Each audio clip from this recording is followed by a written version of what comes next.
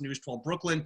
As you might imagine, we are clamoring for any sort of content at all. And I've already tapped the well of Manhattan College a couple of times. I had a great conversation last week, virtually, of course, with Coach Steve Masiello. Also did a couple of features on the baseball team, and obviously the seniors and the scholar athletes who had their seasons cut short because of this really unprecedented time in our lives. Just a little background, and I'm joining you from our News 12 sports studio in Tuckahoe, New York, in my basement office where I've been working for the past month trying to put together our sportscasts that air nightly on News 12. I have a long history with Manhattan that actually predates 2007 when I joined News 12 and started covering the Jaspers. I'm actually a native of Yonkers, New York, and I grew up a big Jaspers fan right up the road. I remember very well the 93 and 95 teams, which I'm excited to see are represented on this Zoom conversation right here. I remember the first game of the 95-96 season when Manhattan played on national television against Stephon Marbury and Georgia Tech, and I believe his first collegiate game. And then, of course, the teams of the early 2000s that Steve was a part of their coaching staff that went to the NCAA tournament. So a long history for me, first as a fan of Manhattan College, and then having had the opportunity to cover the Jaspers for the last 13 going on 14 years, including the entire tenure of Steve Masiello. So I've had the opportunity to watch your program up close for these last 9 going on 10 years. Always enjoy our conversations. You are one of, if not the most, candid interviews that we have. And with that, I will turn things over, sir, for some opening comments from the 2-time Metropolitan Writers Coach of the Year, Steve Masiello. Well, thank you, everyone, for joining us. It's great to see, as Pat said, so many familiar faces. Thank you to the alumni, season ticket holders, Jasper Nation, the 6th borough. It's just great during this time to see so many faces. Hopefully everyone's family is staying safe and healthy during this time. It's very scary, but I do believe this is a time to be a pillar of strength for your family. And in every crisis and tragedy, there is opportunity.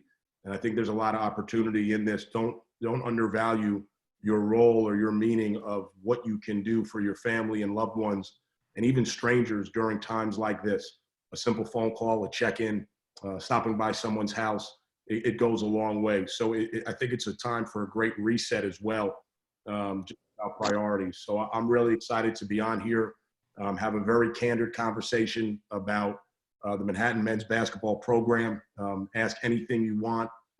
And what we said earlier, we hope to do some more of these, and I think it's a great idea. So credit to our administration, Kevin, Whitney, Tony, and Marianne and Catherine, for putting these together. Coach, as Whitney said, everyone will have the opportunity to ask some questions utilizing the chat feature on your Zoom, so please do that. I'll get the ball rolling, and let's start with the program making some news this week with the addition of a couple of transfers, Soamba Diallo and Jason Douglas Stanley, a local kid. Coach, why don't you tell us about the 2 new members of the Jaspers program?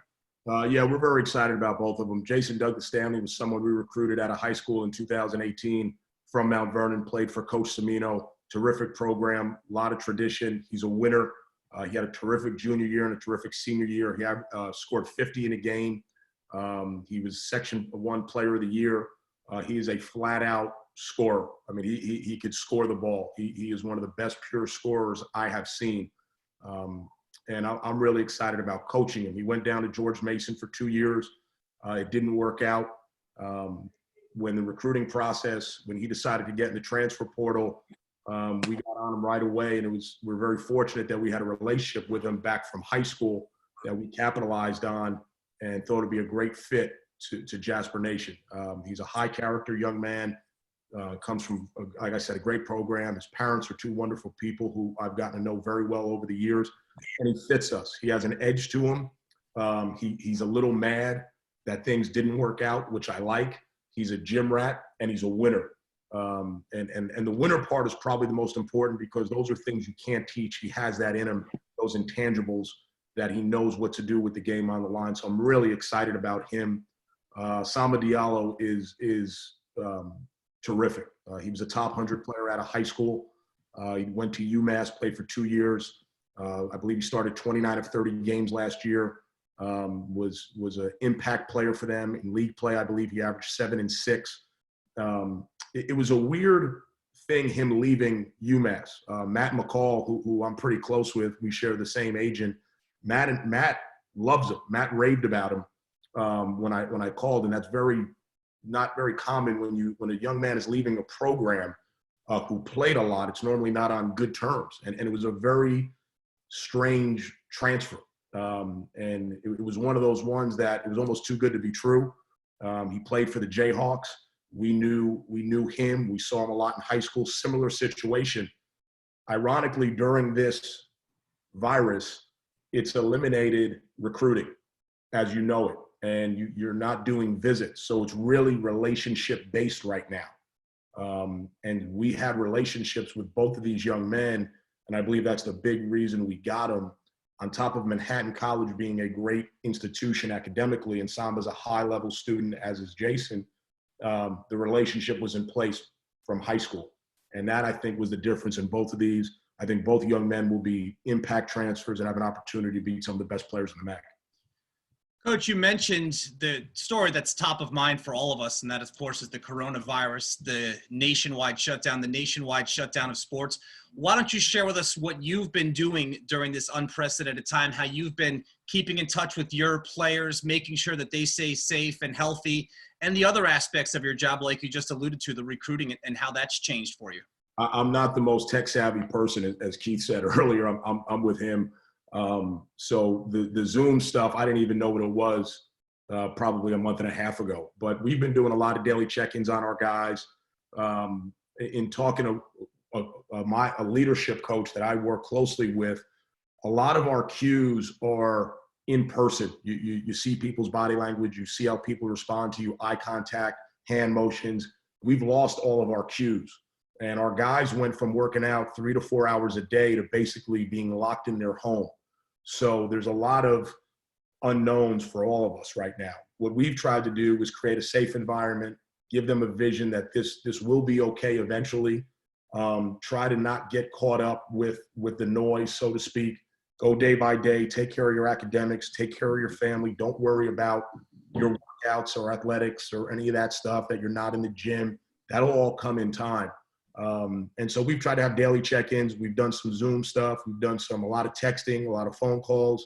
So just the stuff we can do as a staff to try to let them know everything's going to be okay. We're going to be all right. We will get through this. They've had a lot of adjusting with online classes. Sometimes some are easier, some are much more challenging depending on the class. So there's a lot of moving parts. We're just trying to control what we can control right now, but let them know this is going to be okay. And during times of adversity and crisis like we're in, you always want to come from strength. You don't want to live in fear. And that's what we've tried to really emphasize to the guys, that going through this, we're going to be better. We're going to be stronger. It reminds me a lot. It's different, but when we went through 9/11, there was a certain resiliency to New Yorkers that I think were a big part of a lot of New York teams' success moving forward. And as we go through this, that's something we want to keep in mind with our program. I'm going to follow that up, Coach, with a question that we had just sent in from a fan named Kara regarding any virtual coaching that's going on right now. She wants to know if there's any Jasper yoga or Zumba happening right now. We're not doing any Zumba for sure. That I can confirm. Not a whole lot of yoga. Our strength coach has been doing some voluntary workouts with guys, sending them some ideas to do. John Mangel's done a really good job of that, and basically trying to use home equipment, push-ups, pull-ups, chin-ups, some cardio stuff. But honestly, right now, we're really just concentrating on the health and mental health and safety of our families and loved ones. That's our priority right now. If guys get a workout in, that's awesome. A couple of guys who are on campus, they've been running the Van Cortlandt Loop with some of the track team who was on campus. So that's been kind of cool. But no, we're not doing any Zumba for sure right now. I'll follow up another one of my earlier questions. Lou Marchese writes in about the 2 transfers that you spoke about, Coach. Will they have to sit a year if the NCAA does not change its policy? No, the NCAA, there's so many moving parts right now. I don't know what's going to happen with how they rule on things. I wish I knew a firm answer on that. I say it's 50-50. I think certain situations, both young men are kind of coming back home. Samba's host family is in New Jersey. Jason's in Mount Vernon. Those are factors that play a big piece in it. We'll see. We'll know more in May. It wouldn't surprise me if they both were eligible. It wouldn't surprise me if they both were not.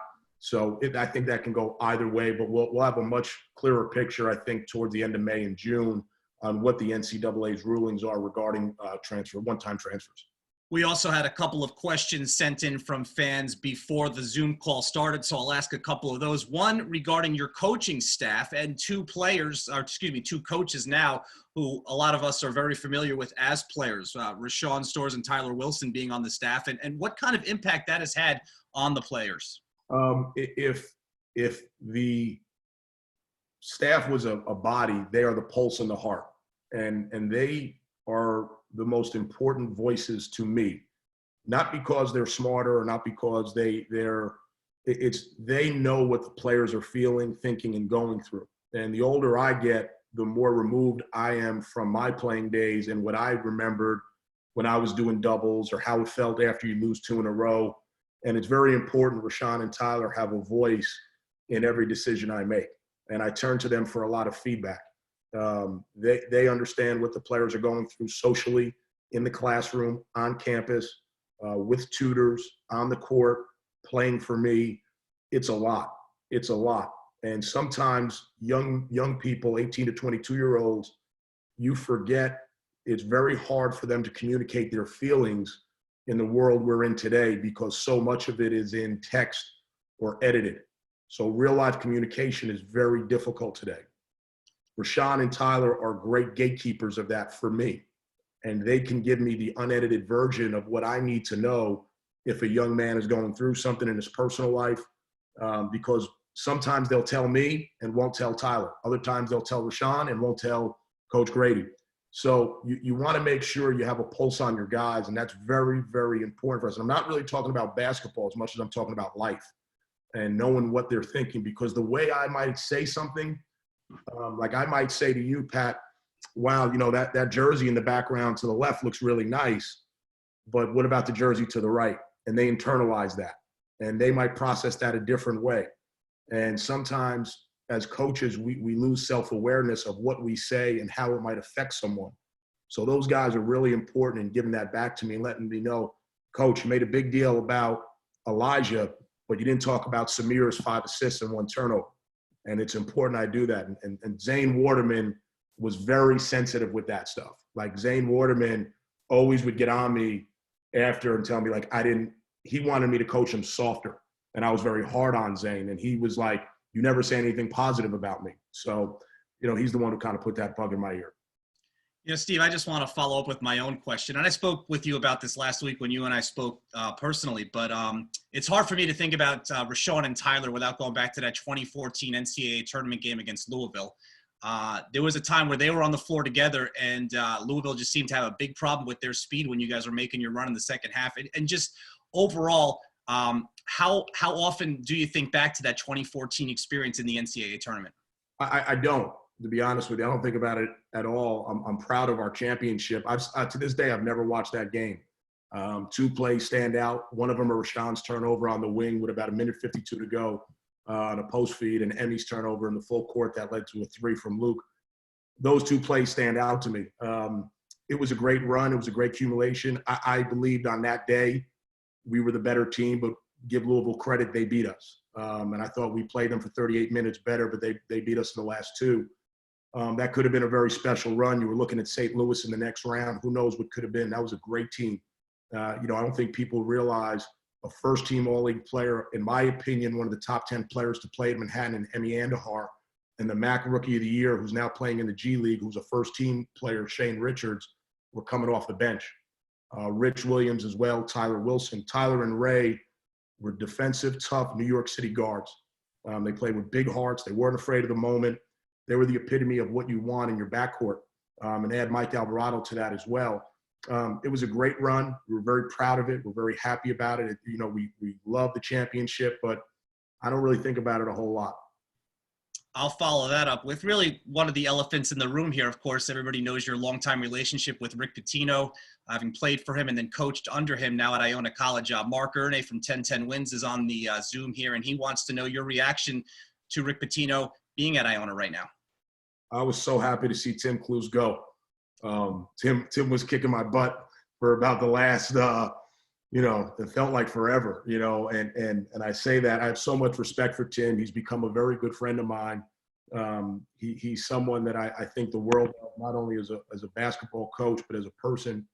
And so when I got the news, take health out of it, that Tim was leaving Iona, I was ecstatic, because I was like, finally, we'll have a chance. They won 4 in a row. We could get back. And then the next news I hear 48 hours later is Rick Pitino's taking the job. So my fun was only for about 48 hours. And then, now a Hall of Famer is coming in. Listen, I think it's great for the league. I think it's great for the MAC.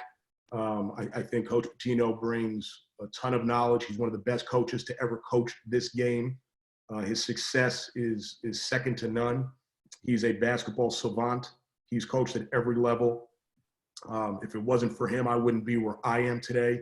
So I have a ton of respect for him, and I think the world of him. But at the end of the day, twice a year it's going to be Manhattan, Iona. And that's always going to be bigger than Steve Masiello and Tim Cluse or coach or whoever's coaching. Manhattan, Iona is Manhattan, Iona. And that's never going to change. And that goes back to when Keith and Justin and those guys were playing, and Lapp and Franny were coaching, or whatever goes on moving forward. That game is a special game. I think in the last couple of years, it hasn't been marketed the way it deserves for the tradition and history behind it. Iona is a terrific program with a lot of success and a lot of history, but so is Manhattan. And Manhattan's done a lot. Manhattan's won some games in the NCAA tournament. Manhattan's had some great ones. And I have a lot of pride in that. And I think sometimes we get a little slighted about that. But, we're going to speak up on it a little bit more and make sure people hear us. But, obviously Coach Pitino being there didn't make that rivalry any easier. I'll throw another question that was sent ahead of time by a fan about your senior class last year. You had a small but impactful senior class. So what gaps are you filling on the team next year? Well, it's the senior class last year was a special one in a sense of where Tyler Reynolds was a specialist and a knockdown shooter. And he's a young man I'm very close to. Jesse Boyce was the epitome of what you want in a walk-on and practice player, special young man who I think the world of. And obviously Paulie, who was a senior. So you had a great senior class with a lot of talent. And as they move on, you want to address the needs they brought. And you don't try to replace. I don't look at it as, well, let's bring a shooter in for Tyler Reynolds. You want to address needs. And that sounds remedial, but it's actually very difficult. And you want to address the needs of chemistry. You want to address the needs of, Jesse was a guy getting guys in the gym at 9 at night. You want to know, who can you bring in to do that? Who can be another walk-on that can fill that role? Matt Glassman is so special in that role. And Matty's going to be a junior, and he does an unbelievable job. He's one of the unsung heroes of our program. But it's a lot more to it than just numbers or stats. So we brought in 2 transfers, but that doesn't mean we're done necessarily. We're still looking at walk-ons. We're still looking at people to fill those roles in the recruiting class. But the reality of it is, you don't ever really replace seniors. You value what they did, on positives, you try to offset the negatives in the next class. And I'll point out, good signs here. You will return 79% of your scoring, 76% of your rebounding, and 73% of your assists next season. So clearly the cupboard is not bare there. Here is a couple other questions from people who are joining us on this Zoom. Another one from Kara. Oh, here we go. You'll like this one. Who is doing your hair maintenance during the quarantine? I can't share the source, but my buddy Louie, he has a good connect with a barber who makes house calls. So it's helped out a little bit. Yeah, if you let that name or number out, everybody will be calling that person, myself included. Matthew DiLorenzo wants to know, most comfortable shoes to coach on the hardwood, Louboutins or Gucci? Coming from Matt D, I'm not surprised. Definitely Louboutin for me. I'm a red bottom guy. A season ticket holder coach wants to know, does COVID-19 affect your schedule for next year? Absolutely, it does. It affects it on a lot of levels, and scheduling is probably the most underrated art of college coaching. You have to look at it. Let's look at it without the virus. let's just look at scheduling as it is. You have a MAC weekend, December 2nd to the 6th. We're going to play 2 MAC games this year. We then have finals coming out of that December, I believe. What finals are off the top of your head? I think it's the 9th to the 16th, I believe.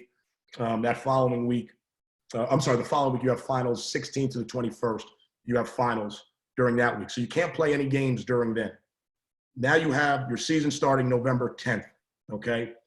And basically within a 4.5-week window, you want to squeeze in 9 to 11 games. And it's very, very challenging.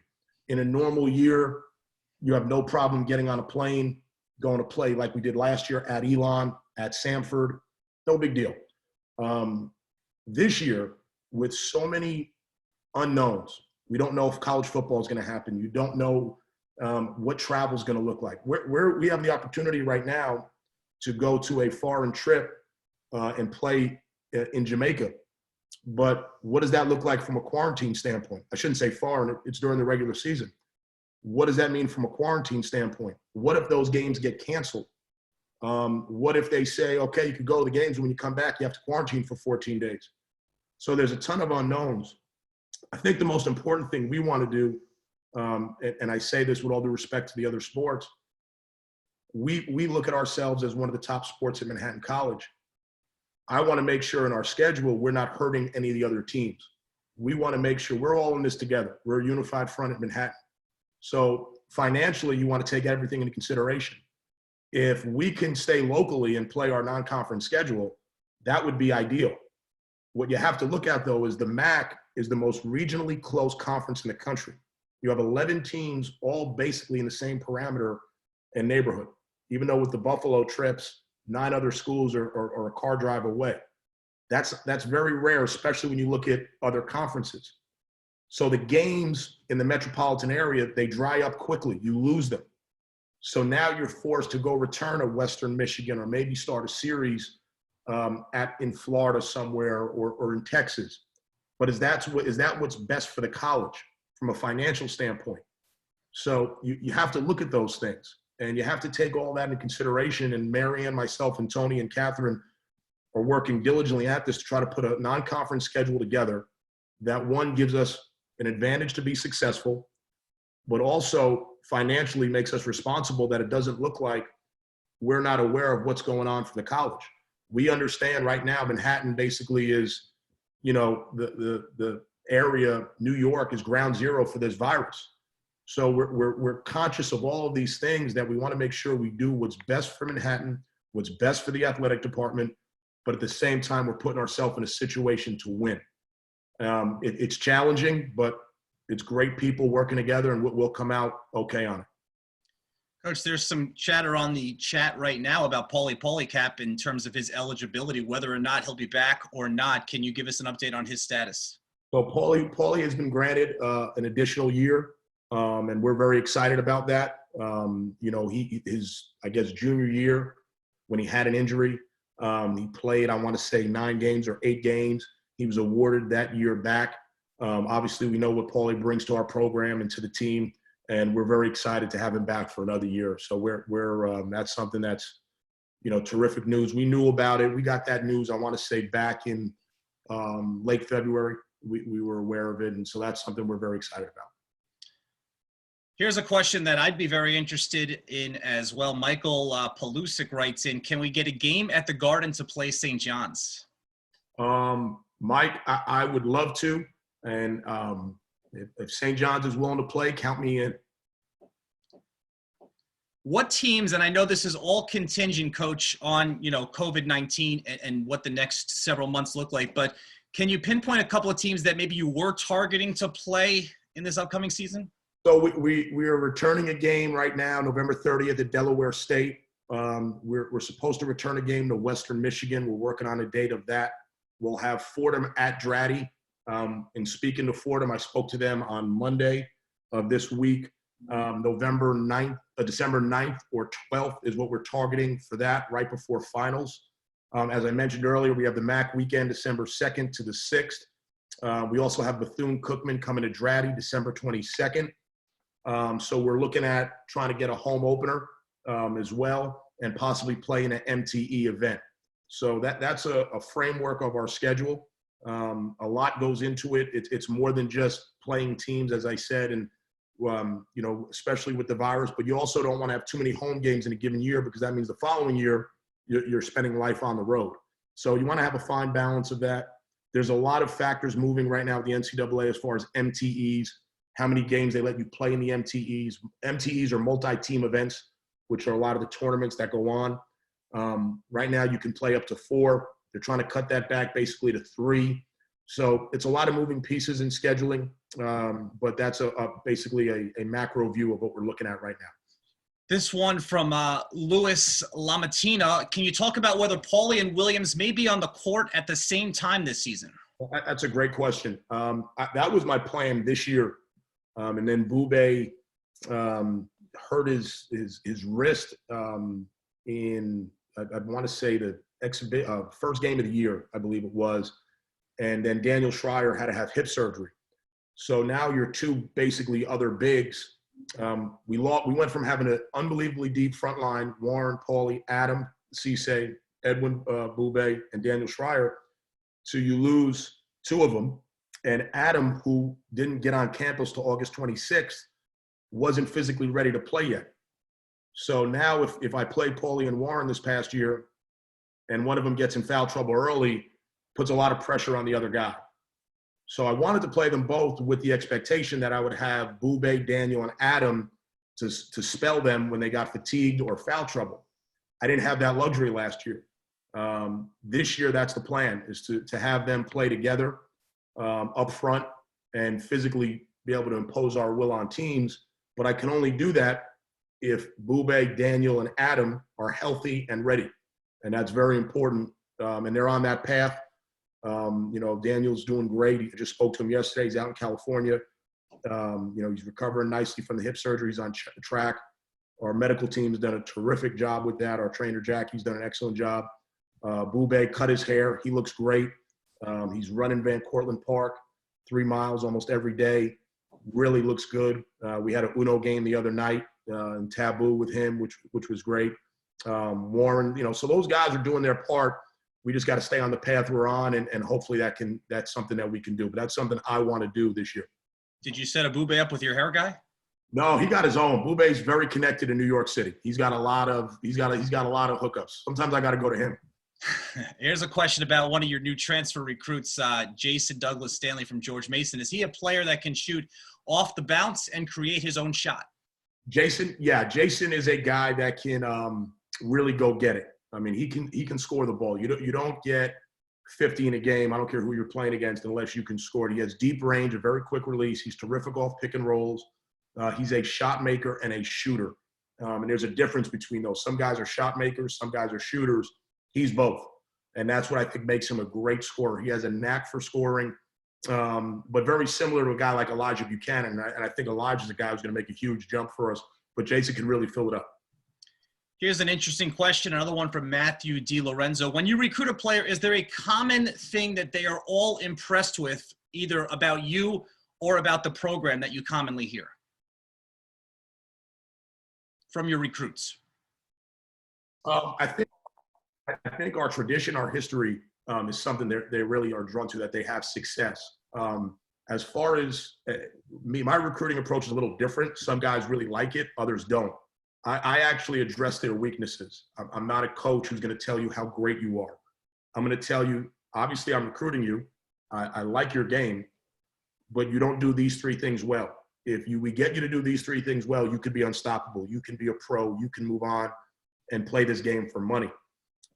Certain kids, like with Samba Diallo, that was a big part of why we got him. Other young men, they don't want to hear that. They want to be told, and I get it. Nothing wrong with that. But I think the thing that stands out about Manhattan is our alumni and our tradition. And that's why a lot of young men are choosing us right now. Here's a candid question from Kenny Bowen, but this is a candid conversation with Steve Masiello. How much of a disaster was playing our home game versus Iona at Nassau? Did we lose money on this? I know we lost TV coverage and the chance at a home crowd and visibility for potential recruits. Great question. I will do anything Commissioner Enser asks to do. I have great trust in him and great faith in the MAC conference. We tried something. I think we would all say it didn't go the way we wanted. At the time, we were thinking about moving the MAC tournament to Nassau. At that time, that was the mindset. It didn't go the way we wanted. That happens. You learn from it. You don't want to repeat that mistake again. I was very disappointed we lost a home game for the sixth borough. Manhattan, Iona is one of the best environments in all of college basketball, especially at Dratty. Our fans are terrific. Our student body's terrific. And I was disappointed we took that from them. I was also disappointed we took that opportunity for TV away. And here's why. It's a great advertisement for our college. Anytime we can be on TV, ESPN, ESPN2, ESPNU, SNY, whatever it is, it's a great advertisement for our college to see the front door and help real students in. Doesn't mean they're going to come because of athletics, but they're seeing our brand, they're seeing our product, they're seeing what we're about. And sometimes that's all you need. So that was what I was really disappointed about, because I think sports can be a great front door. And I say this with all due respect. If we can use sports to bring in more students and enhance our brand, let's do that every opportunity we can.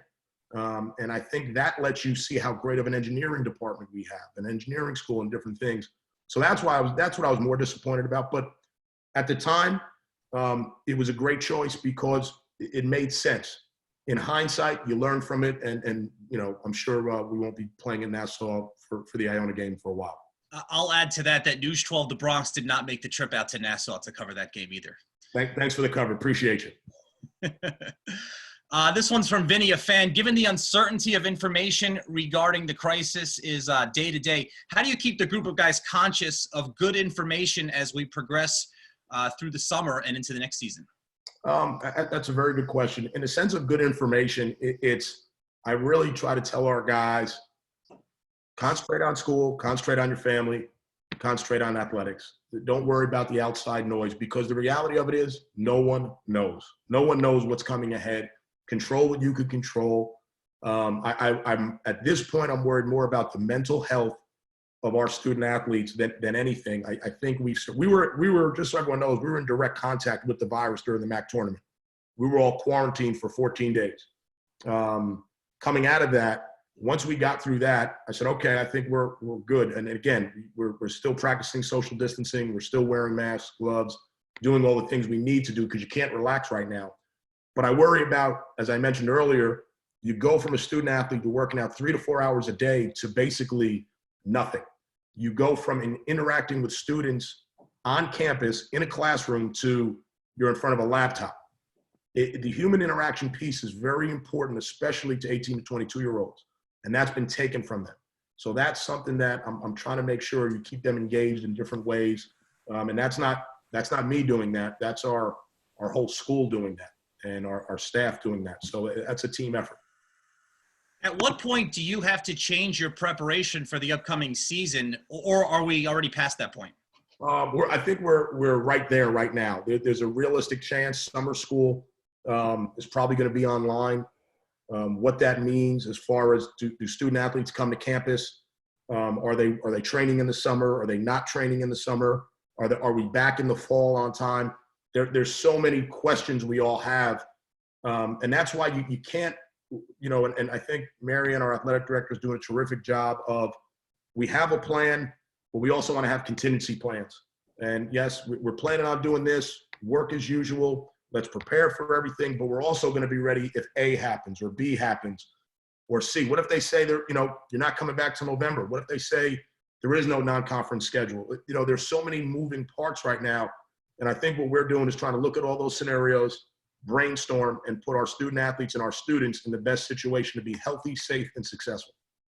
Coach, it's funny. I look back to the contract extension you signed during the season, and you're coming up on your 10th season as the head coach. When you came to Manhattan a decade ago, we affiliated you with Kentucky. You played there. Louisville, you had a lot of success as an assistant coach there. I think it's going to be, 13 now out of 20 years as a professional coach spent on the Manhattan College campus. What is it that makes this school so special and such a big part of your career? Manhattan has been a very special place to me, very special. My grandmother was a secretary for the president way back at Manhattan College. Family members have gone to Manhattan College. I really learned a lot of the profession and business at Manhattan. I was fortunate enough to be a part of 4 MAC championships out of the 5 we have. I think the thing that I take the most enjoyment out of is getting to know the alumni of Manhattan. I've made some unbelievable relationships with Manhattan alumni that were at my wedding, former players that I consider confidants and friends. And the one thing I'll say about Manhattan is Jaspers look out for Jaspers. And that's not everywhere. And that's a very special thing that I have, I didn't go to Manhattan, but I consider myself obviously a Jasper. And it's great to see the bond and energy and passion alumni have. And that's something I enjoy the most working at Manhattan. The alumni, you give them a reason to get together, they're there. They're there. You give them a Zoom call, they're going to show up. I just started a group text with some of the former players. It's just great. It's great. There's no, well, that's not my team, or I didn't play for that. You're a Jasper, you're a Jasper. And that's something very special. And speaking of the former players, and I'm looking at Keith Bullock here, which is really cool from the 93 team. Pat Boyle writes in, fans were thrilled to see the 95 team back on campus. When the current players meet these guys, do they see old guys or legends? That's a great question. I got to give Chris Williams a lot of credit. We did something, I believe it was after our Marist game at home, I can't remember, and we had a mix of the 93 and 95 guys come up. And the 95 team, it was a great thing that we honored them. But we can't forget that 93 team. That team was very, very special. Great players, great talent, great coaching. And the thing that I'm the most proud of is how the alumni welcome the current players. They all got up in front of our team, said, whatever any of you need, you reach out to us. We're here for you. Coach is giving you a hard time. You call us. We've been there. We know what it's about. You're struggling on campus, whatever it is, utilize us. And it was a very proud moment for me because you got to see legends. You saw actual legends of the game connect with young 18 and 20-year-olds. And I give our guys credit because they had great knowledge of who they were. Everyone knows who Keith is, and everyone knows who Justin is, and Jamal Marshall. They know. Our guys know because we talk about them a lot. They're important to us. And having Chris around is great because Chris always is talking. He doesn't stop, so he's always telling us how great he was. But when he got around his teammates, it was a little different story. So no, but it's special to have those guys around. And we were up in Rhode Island this year when we played. Darrell Brown and Noah Coughlin came in the locker room and spoke to the guys. So anytime we can get our former players around our guys, it's a special thing. Here's one from Michael regarding your playing days. Coach, what is your fantasy starting 5 of players you played with at Kentucky or players you have coached during your career? Wow. Okay. That's not my current players don't count right now. I'll go former players I've played with or coached. I got to have Rashawn at the 1 for sure. He'd be my guy. Probably Derek Anderson and Ron Mercer on the wing. I'd put Emmy at the 4. And then I'd probably put Ramel Brown at the 5 with Zane Waterman, Jamal McGlure, and Nazi Muhammad as my subs. There you go. That's a solid 8-man rotation right there. And by the way, I just got me in trouble with George Beeman, Mike Alvarado, Rich Williams. That just so. we should have limited it to Kentucky guys. Yeah, there you go. Here's another from a fan that was sent in ahead of time. Who will be your biggest challenge in the league this year? I think you can't get caught up in that because you give Siena credit. They won the league this past year. I believe they were picked, 6, 7. I don't remember what they were picked last year. St. Peter's, I believe, was picked 8th or 7th down there. And they were 1 and 2. So it's all other 10 teams. You take everyone the same. You give everyone the utmost respect. You believe you can compete and beat anyone, but you respect everyone. And that's how we approach every league game. Can you talk to me about your two championship teams at Manhattan, 2014 and 2015? When I look at them, I see two very different teams. The first one, very dominant, terrific regular season. The second one had lost some talent from the previous year and had to come together maybe a little later. Can you talk about those two championship teams at Manhattan? The 2014 team, they probably could have won it if I didn't even show up to the games. That was a very good team. They were highly motivated. They were hard workers. They knew what they needed to do. They just came off a heartbreaking loss the year before. And I remember Keith Bullock's words. That was the reason I believe we won the following year. And Keith went through something similar to that, and that's what propelled the following team to come win the championship. And so when we lost that in 2012 and George wasn't there and AP was sitting out, George was hurt by 3. That following year we come back. That team had unbelievable motivation because of what just happened. And they were a very good team. It was fun to coach. You had a plethora of talent, as I mentioned earlier. You had Emmy and Shane coming off the bench. So there was a ton of talent there. The following year, you lose Mike, George, and Ramel. Totally different team. We start off 2-7. We have some injuries. We have some adversity. It's a crazy offseason with what I went through and with the degree and all that. And those guys, they were different. They weren't that talented, but they were the toughest group of men I've ever coached. I mean, their mental toughness was unbelievable. They were so bought in. They were so focused. They blocked out all the outside noise, and all they worried about were each other in regards to basketball. And they didn't care if they were 2-7, 7-2. They wanted to make a point. They didn't feel they got the respect they deserved. A lot of those guys were role players on the team the year before, and that was by far the most fun. That was fun because it was a we'll show you type of mentality. The year before was different. It was a lot of fun, but different. That 2015 championship was a lot of fun because it really was an us against the world mentality. And I'll say this, I was at that 2015 game. I was at both of them, fortunately. But the 2015 game, that was a really talented Iona team that you beat. I'll say it was one of the best coaching jobs I've ever seen. What do you remember about that 2015 championship game? I remember two things that stand out to me that not a lot of people know. A.J. English and Rashawn got into a fight during the game. And I want to say A.J. threw a punch. And Rashawn grabbed me during the game and said, "Don't let him throw him out. I don't want any excuses from them. We're going to beat him." And that's a true story. And I looked at Rashawn when he said that to me, and I'm like, if we get A.J. English out of this game, I'm getting him out of the game. And Rashawn said, "Don't you dare. You keep him in the game." I didn't say a word. We kept him in the game. And, I was a nervous wreck. I didn't think we'd win it, and we did. And a lot of credit has to go to Rashawn because he has a mindset that he's the most stubborn human being I've ever met. And I say that in a loving way. And I think the world of him. But as soon as you tell him he can't do something, he's going to get it done. It's just a matter of what he's going to go through to get it done. And he was a big part of why we won. His mentality was infectious to our players. Donovan Cates hitting 4 threes didn't hurt either, did it? No, 26% shooter hitting 4 threes definitely helped a little bit.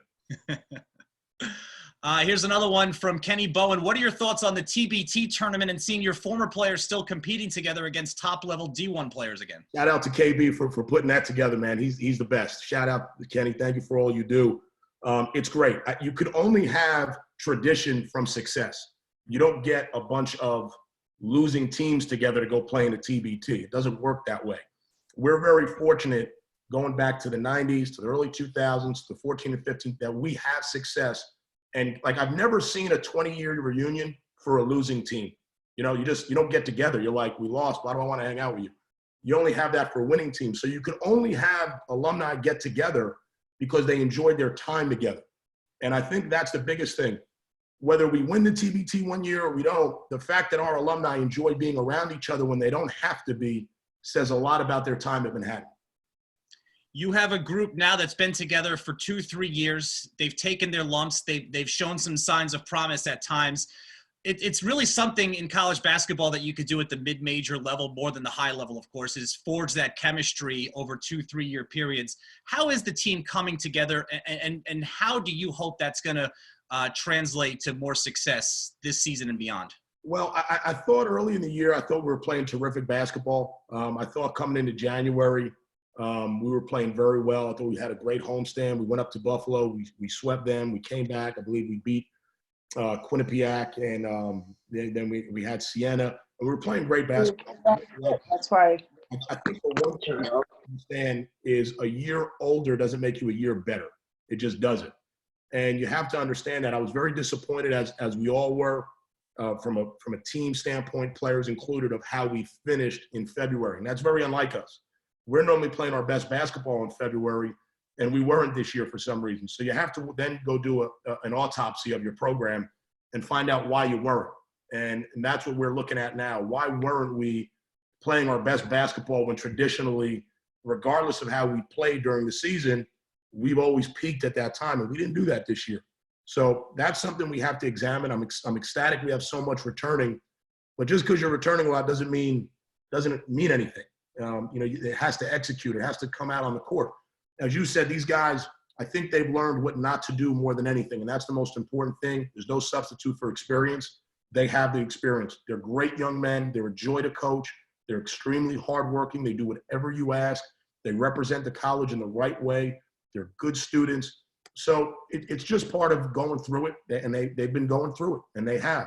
I'm very excited about our future. I'm very excited about the next couple of years here, and I think we have a chance to be very good. But as I told them, and when we lost to Siena at the end of the year, I said, the process is over. You got the process. You went through it. Now it's time for results. And you have to go through that to get there. As I said earlier, I don't think we win in 2014-15 if we don't lose to Iona in that MAC tournament by 3 in the championship. You have to go through it. We've gone through it. Now you have to say enough's enough. We've taken our lumps. We've gotten our tails kicked. We've kicked some tails.